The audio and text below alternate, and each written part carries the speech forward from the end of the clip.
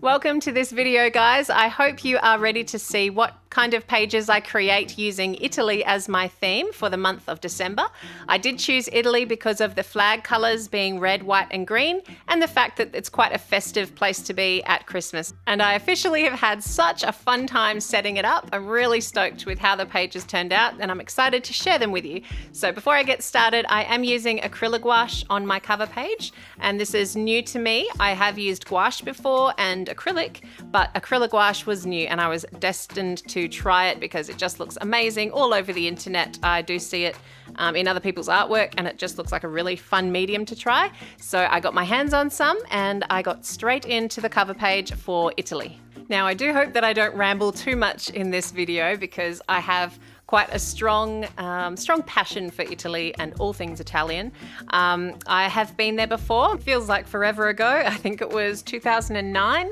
So yeah, we are going back a little bit, but my husband and I, well, he was my boyfriend then, went to Italy on one of those tours that you can take, I think it was called a top deck tour, like a bus tour that goes a figure eight around Italy. So we were lucky enough to see a lot of places throughout Italy and fell in love with every spot, which is where I found my first problem. Now, it's been so hard to condense Italy down into, 6 or 7 illustrations in this journal. There is so much history, art, culture, locations to visit, foods, wines. Honestly, I was having an overload of content. So in the end, I had to just draw from my personal experience and things that I thought would make me feel good when I put them into my journal. So the first one that came to the top of the list is Venice. Now, Venice is a very special place to me because it's actually where my husband now proposed to me.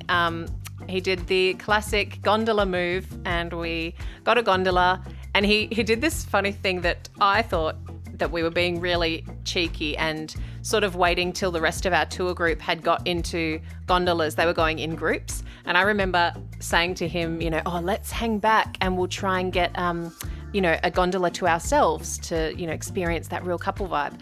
And I didn't know this, but he had actually gone to the tour guide in advance and said, look, I'm going to propose to her. Can you please make sure we end up with a single gondola? And I just thought I was really smart because we ended up getting a single gondola at the end after everyone else had got into their group gondolas. And yeah, so basically I was having such a laugh because I was like, haha, we cracked the system. And then it turns out suddenly he was down on his knee and giving me a ring and asking me to be his wife. So it was very nice, and I'm a pure romantic, so I loved it and couldn't really believe it at the time.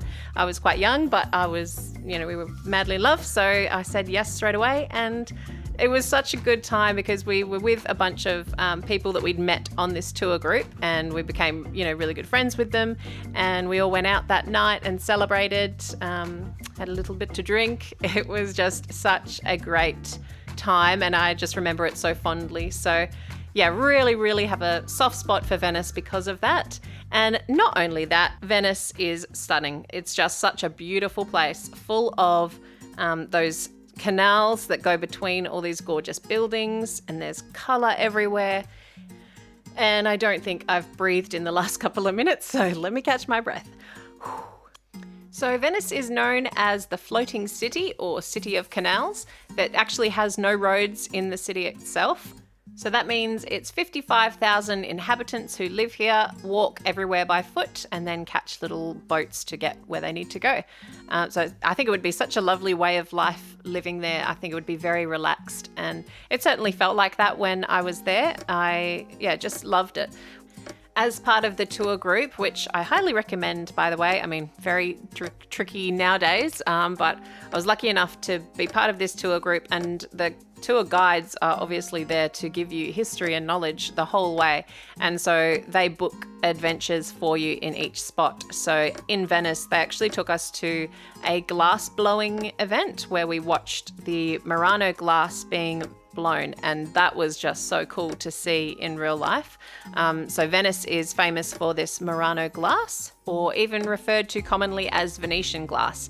and it's this beautiful coloured glass that gets blown into all sorts of different shapes, and they're often surrealist kind of shapes, and they're just like such a great piece to try and find yourself some if you're in Venice. It's a great keepsake for such a beautiful art. I've actually tried to make my little workstation an ode to Italy and our experience there, and a little bit Christmassy too. So in the top left corner, you might see a black, silver and gold pendant, and it's actually from Venice. I bought it on the Rialto Bridge there, and so that is one of my keepsakes. And there's also some baby little Christmas trees and a Christmas stocking that are going onto glasses. You know how I don't know what they're called, glass pendants, to know which one is your drinking glass. But anyway, they were made out of glass as well. I don't think they're from Italy, but it was to give you that Christmas vibe and still talking about the glass from Venice. These are the kind of thoughts that go through my head when I'm decorating my scene. So as you can see, I had decided to try and capture the moment of being in the gondola. I think that is an absolute famous, iconic thought when you think of Italy. It's certainly what I think of, someone riding in the gondola. And I just love the colourful houses in the canals and the little bridges. So I thought it would be so nice to try and capture that. And I'm really happy with how this one turned out. So happy even that I'm going to convert this cover page into this big painting that I've been meaning to start forever. That's going to go above my bed. And I've been trying to think of something that I would want above my bed. And this, it just jumped at me, and I was like, of course, like it's got meaning to me and my husband, and it's got beautiful colors in it. I think it would look really nice. So if you do want to see me create this again on a massive scale, I will try and make a video out of that and put it up on my channel in the coming weeks. But yeah, wish me luck. It's a big guy. But yeah, really happy with how this page turned out. I loved the colors. And actually, speaking of the colors, I wanted to try and keep this set up in an overall kind of palette choice. So I chose 3 colors that I thought reflected Italy, but also slightly Christmassy as well. And that was the red, which is scarlet, the green, which is viridian, and the deep yellow. And those 3 colors I've tried to keep as my core focus. And then I've just added a touch of black and white and umber, I think, throughout. So I think by having those 3 colors and then you work your drawings from there, it can all tie it together. And luckily it did work this time. I'm really happy with the choices throughout, making it look quite cohesive. So after I've cut it up and scanned it in, I'm now sticking it back in and writing the word December in a nice calligraphy style font on the cover page, and then my cover is done. And this did take me a while, but I'm so happy with the result. And finally, it's led me to basically do the practice drawing for this big piece that I'm going to work on. So super happy with this cover page. Oh, and I forgot to mention that our traveling girl is there on the page. She's having a nice little gondola ride.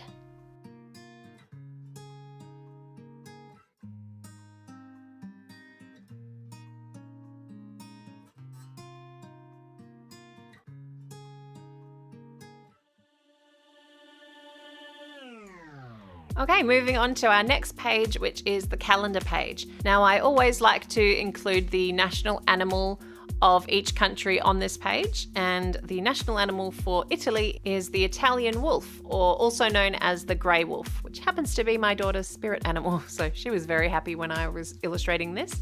Now, the main reason that I found that this is such a big symbol of Italy, the Italian wolf, is based from the Roman mythology of how Rome was founded. So the twins Romulus and Remus were basically raised by a she-wolf who protected them from danger and reared them as her own. And then down the track, Romulus ended up killing Remus and formed Rome.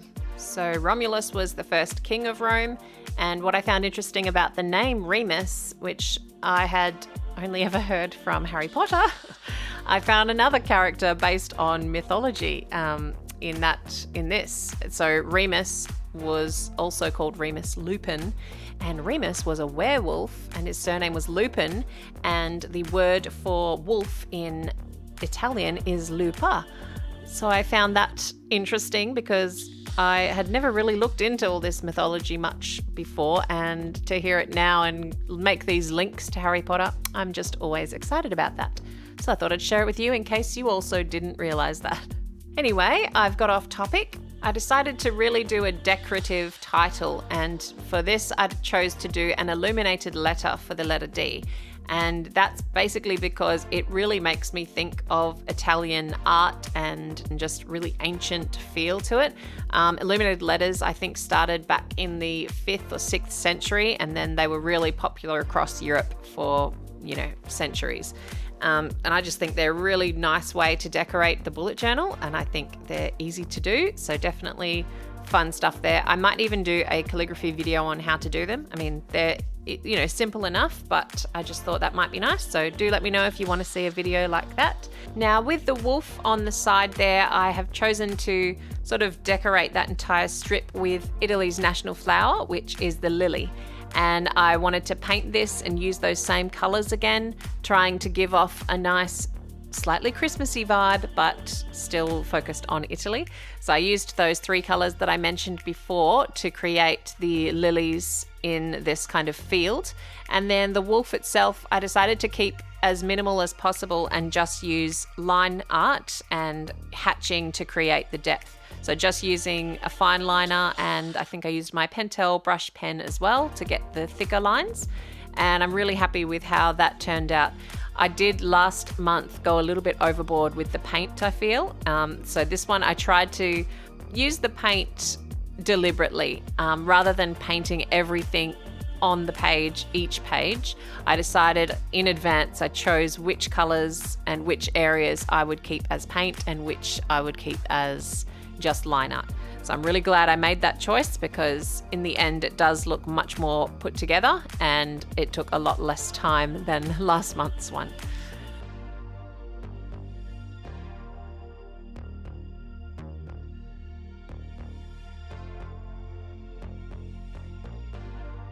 And then the final thing I did on this spread after perfecting all the black areas is going in with my gold pen for the numbers on the calendar, and then also a gold pen on the eyes. And here's what my calendar page looks like.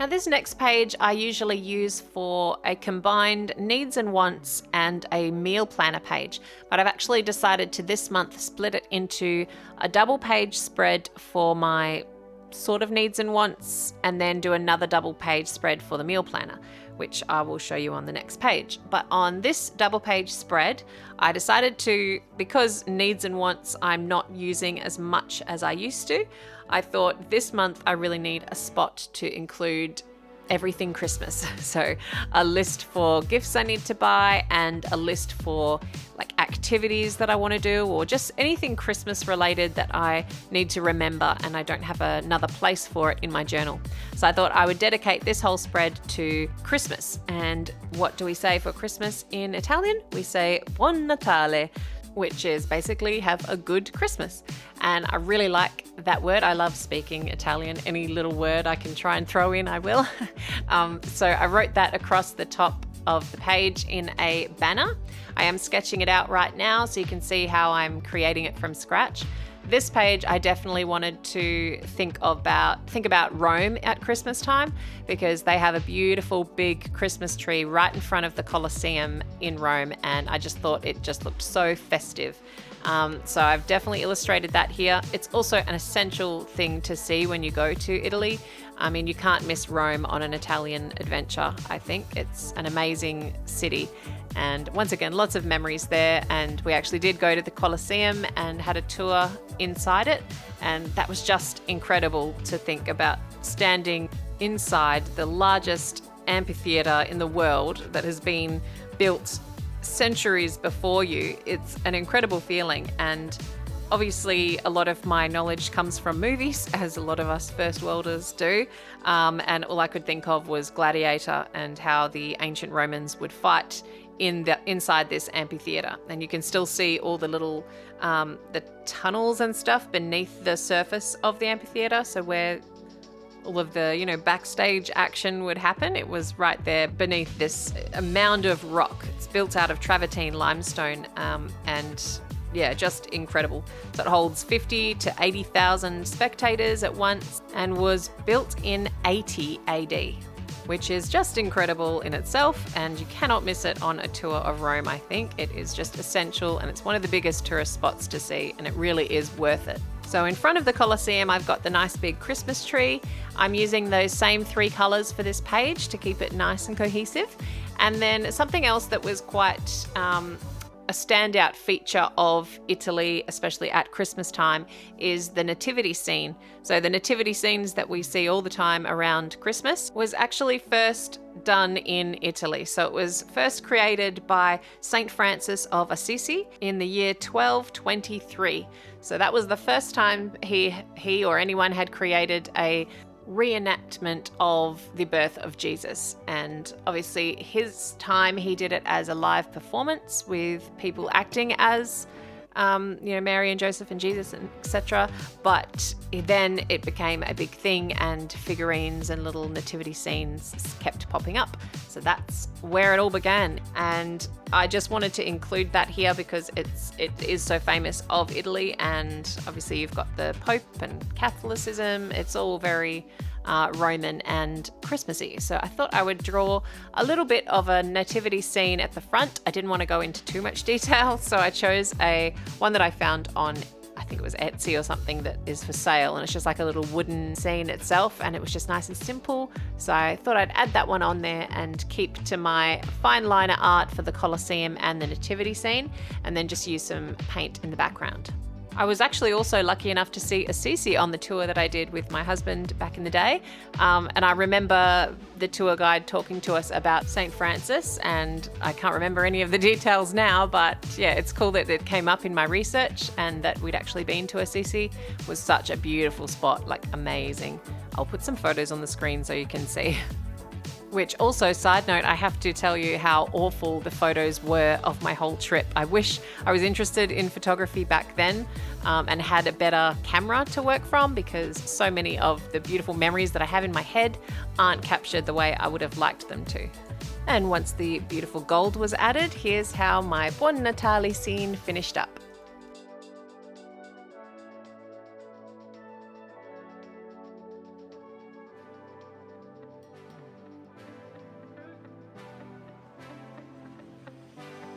So this next page, as I mentioned before, is going to be a double spread for my meal planner. And one of the reasons was because, like I said, I wanted to split it up across 2 double page spreads for more space. And particularly in Christmas time, I need a place where I want to write some of the recipes that I want to do down. So I've just made an additional little box on this page for Christmas recipes. Not that I'd write the entire recipe in here, just like reminding myself to do some baking, like do some gingerbread, shortbread. We do these little things kind of like rum balls, but without rum. It's just chocolate flavored and coconut. They're so delicious. So bad for you, but so delicious. And then, things like what kind of salads am I going to make for Christmas Day, etc. So, and that's another thing that I thought I'd mention. As I'm an Australian and a lot of you are, from either the US or Europe or just not Australia, we obviously are in the Southern Hemisphere, and it's very, very hot at Christmas time. So me and my family, we've always actually done a cold Christmas lunch. So we have the turkey and we have the ham, and then we cut it all up. Sometimes we'll have prawns. This year, I think my brother is going to be doing a seafood Christmas, but then we usually bring salads. So yeah, lots of lovely different salads to have with the meats. And it's very tasty. And I would love to have a North Hemisphere Christmas with snow and, proper roast dinner with turkey and things like that. But it's just not practical down here because it is too hot for that. So yeah, it's definitely a cold meal Christmas for us down here. And so it's nice to remind myself of some nice salads to do, like with cranberries and pumpkin or whatever. Anyway, I'm rambling again. Now, what I'm going to decorate this page with is a few of the typical food and beverage things that you think of when you think of Italy. So one of the first things that came to my mind is wine and pizza and pasta and gelato. And then I got excited and I thought of Tuscany, because when we were in Tuscany on that tour, we got to experience a drive through these amazing hills that just roll and roll in like colors of greens and yellows and just so much greenery everywhere. And then these beautiful rustic houses just popping up on the top of each hill. It was just such a spectacle to see. It's so beautiful. And then we ended up at a winery that specialized in the Sangiovese grape, and then we tried the red wine that comes from that. In fact, I think they were mostly rosé wines, and I just remember that we had this meal that was accompanied with each glass of wine that we tested had a beautiful starter with it, like this bruschetta, and I think there was a pasta dish, there might have been a pizza dish. It just felt so purely Italian to experience, and I think back of it so fondly. It was just the best, and I've never had wine and food being so tasty as that time. So I tried to capture a little bit of Tuscany on the right-hand side of this page, still using my gouache and those 3 main colors, but this time I did have to add a few extras in to achieve this real colorful kind of sunset palette that was going on in the photo reference that I used. It just made me remember being there, because we did leave at sunset time to move on to the next spot. And then as I was going with this painting, I picked 7 colors from the composition in itself and put it into the titles of each day of the week. So that sort of ties that color across the spread, which I think worked really nicely. And then down in the bottom, I had 3 circles where I wanted to focus on 3 of the best foods from there, in my opinion. And one was the wine, and the other one was pizza. I illustrated the classic margherita pizza, or also referred to as the Neapolitan pizza, just the simple tomato and cheese and basil base. And then also gelato, which is something that it's like essential. You have to eat gelato when you're in Italy. It was invented there, and it's part of their culture, and it's bloomin' delicious. So we definitely had some of that on the hot days in Rome, and you have to do it, because when in Rome, do as the Romans do. I forgot to mention Italy's national dish, and I bet some of you could have guessed it. It is spaghetti bolognese, but as the Italians call it, the original authentic form is called ragu alla bolognese. So here is my meal planner page all finished.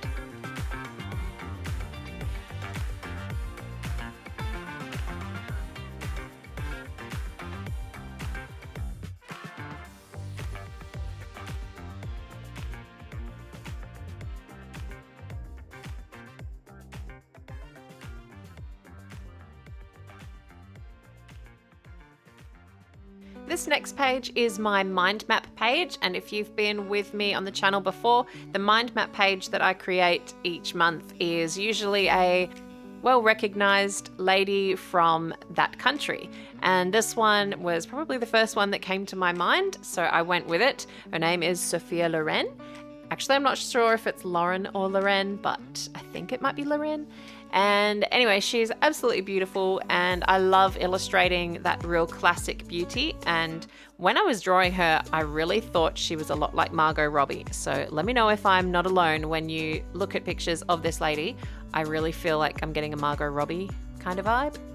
So anyway, Sophia Loren was an Italian actress. She is still alive today. She's 87 now, and is one of the last surviving major stars from the golden age of Hollywood. So she's an absolute classic Hollywood cinema superstar, and I just thought she would be perfect for this mind map page.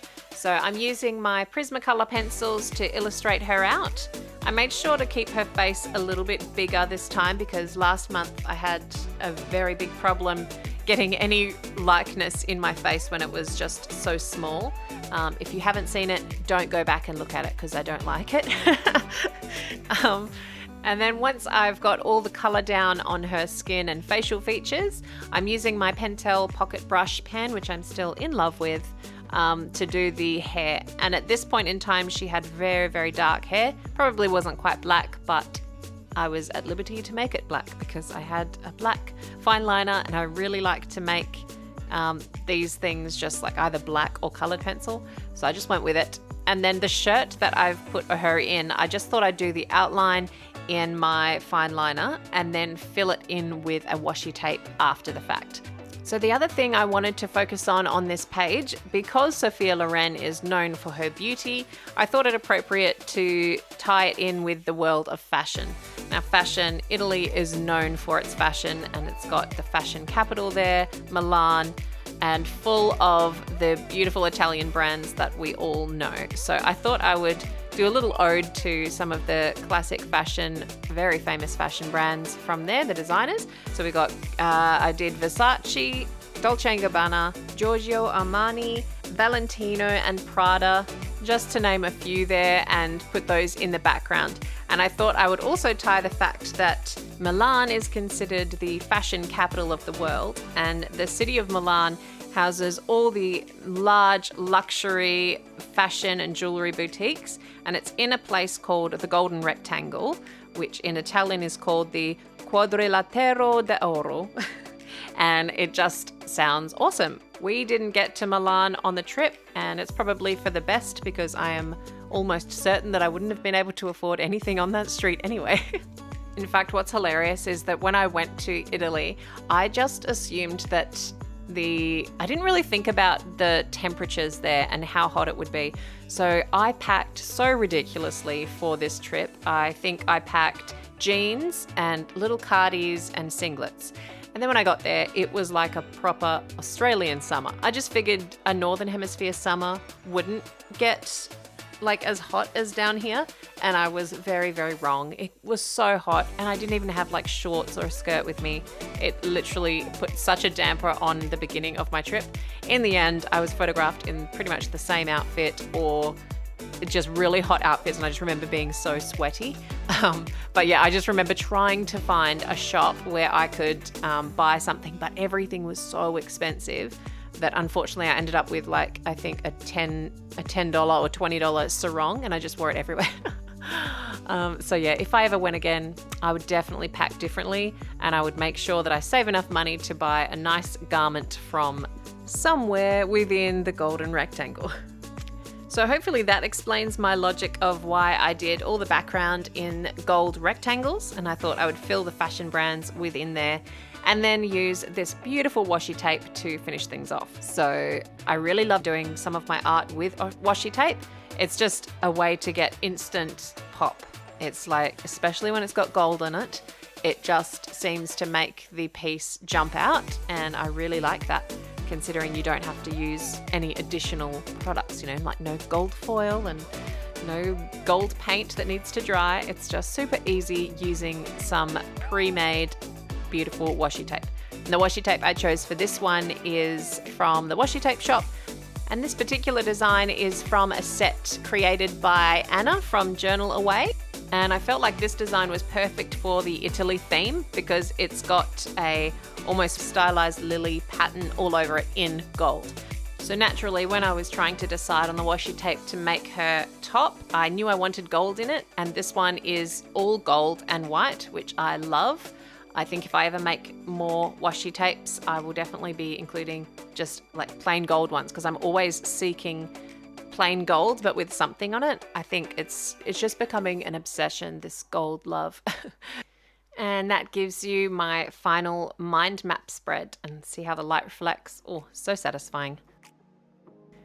Now the next page on my setup is my Goodliness page, and this is where I track all my daily habits and my good habits. So I've got my health, exercise, water, sleep, my dog, and plants, and I just like to cross those off and have them there as a general reminder to do the good things in life. And as far as the decoration for this page goes, as you can see, I'm using craft paper to give me the basis to work on. And then I decided to focus this spread on the amazing art of Italy. It's a very, very fundamental piece in the art practice, and a lot of my actual own history relates to the Italian masters like Da Vinci and Michelangelo, And I was just fascinated seeing the art in real life when I was in Rome and Florence and, wherever it was. Now, we went to the Vatican when we were in Rome, and it was spectacular. It was so good to see it in real life. I do remember trying to be quite sneaky and try and take a photo of the Sistine Chapel. I'm pretty sure you weren't allowed to take photos in there, and I was being naughty and tried to capture one. And it's like karma got me, because the photo is so blurry that you could not tell what it is at all. I'll put it on the screen here because they can't come after me, because it definitely doesn't show you anything. But I was fascinated by the Sistine Chapel ceiling and the paintings that Michelangelo had done there. So I was very excited to go and see mainly the Renaissance artwork inside it. And so one of the famous pieces, not actually held in Italy, but by the brilliant Italian Leonardo da Vinci. So I thought I would draw Mona Lisa here on my page. And as I was drawing it, I kind of, started to think and reflect on my studies at uni or in high school in my art class. And I remember doing Renaissance study a lot in year 12, and I think that's where I first discovered it. And that's the last year of high school, in case anyone doesn't know what year 12 is. But yeah, I went back to my old art, and I actually found some stuff that I did when I was in, I think it was year 12 or year 11. So I must have been about 16, I'd say. So if you're interested in seeing my 16-year-old art versions of the Mona Lisa and these hands that I'm drawing, I'll put them on the screen now. So I had a good flick and reminisce on the stuff that I used to create. And so I was definitely always amazed at Leonardo da Vinci's paintings and how skilled he was. There's a reason he's called the master. And later on down the track, I remember watching Ever After, which is one of my all-time favorite movies, and seeing how he was actually an engineer and an artist and an architect and inventor, like just majorly brilliant. So thank you, Hollywood, for pointing that out to me. I always loved this sketch of hands that he did. I think it's just called Study of Hands. But there's just something so relaxed about it. There's just no effort involved in the way he forms the lines, and there's a lot of movement. And yeah, I just really love them. So I thought they could be holding my habits, my good habits on this page. So I've just done them in colored pencil. And then the last thing I wanted to add around the Mona Lisa was I actually didn't get a chance to anywhere use the Venetian masks that are really famous, and they also make me think of Italy a lot. And so I just kind of wanted to have a reference to Venetian lace and Venetian masks in this. So I thought I would put Mona Lisa behind a mask, and I think that makes it a little bit more, well, definitely more modern, and it just kind of quirks it up a little bit, which I love to do whenever I can, make something a little bit quirky. So yeah, I've just used that idea of the Venetian lace to enhance the Mona Lisa and make it a little bit more my own.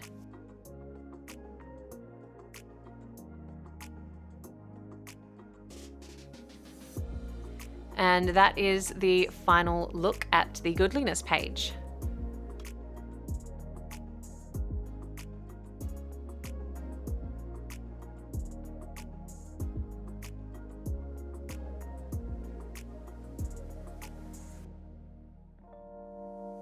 And now moving on to the final page of this whole setup. And this is the final illustration rather, but it's going to be all of my weekly pages on that one page. So I'm just cutting them up, cutting 5 weeks worth of pages down the center, across the center, and then doing a painting at the top so that I can appreciate that for the whole month. And I think I'm really happy with how this weekly page turned out. So I'm really glad that I made a good one for the one that I'm really mostly going to be seeing. That's something that didn't really happen last time, I think. I just didn't really love it as much as I wanted to. So I'm very excited to be looking at this for the whole month. And as for what takes the cake for the lucky last spot in the setup, and that is the thing we all think of when we think of Italy, and it's the Vespa. The Vespa scooter is completely synonymous with Italy, and it's just about as famous as, a yellow cab in New York. It's just essential when you go to Italy. You see them everywhere and they're so easy to get around everywhere in them. I actually didn't drive one though, because I was with a tour. I was with a tour bus. So next time I go to Italy, I definitely want to have a ride on one. I think that would be very iconic. Now the word Vespa comes from the Italian word for wasp. So it literally means wasp in Italian. And Vespa was created, the first one, in 1946. And it really is an icon for Italy, and it's very stylish and is a luxury brand. And as far as that luxury brand idea goes, they are also the forefront of luxury cars. The brands including Alfa Romeo, Ferrari, Fiat, Lamborghini and Maserati, they're all from Italy and are just known as the pinnacle of luxury. My dad actually worked for Alfa Romeo and got the opportunity to live there for a little while in Italy, and he absolutely adored it. And it actually, this whole time I've been setting up the December setup, I've been thinking of him because he's just very Italian focused. His favorite word was ciao. He would eat panettone on Christmas Day and really loved all things Italian. So yeah, this is holding a soft spot for me as well for that reason. So once again, I'm using just that small color palette with those 3 colors and really sticking to it on this last page. I just kept the wall in the background and the kind of garden bed that I've created just in the fine liner, and then used my paints to illustrate some flowers in the background. One thing I remember of Positano was just how many flowers were around, and it's just so abundant with gorgeous colors everywhere in nature. So I really wanted to try and show that. And then I've got the beautiful teal door showing in the background too. And then to tie those colors in down on my actual days of the week, I'm using the gouache or the acrylic gouache as the background for my days of the week.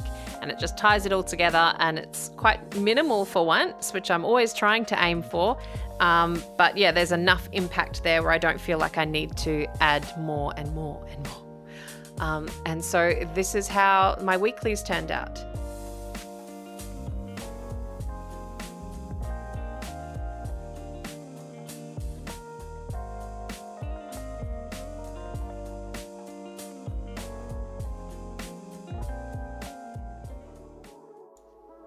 And so now I'll give you a flip back through the whole setup. I feel like there's so much I missed out on showing, and some of my favorite landmarks like the Tower of Pisa, and I love Cinque Terre. There's just so much passionate love for this country that I couldn't possibly include it in this whole video.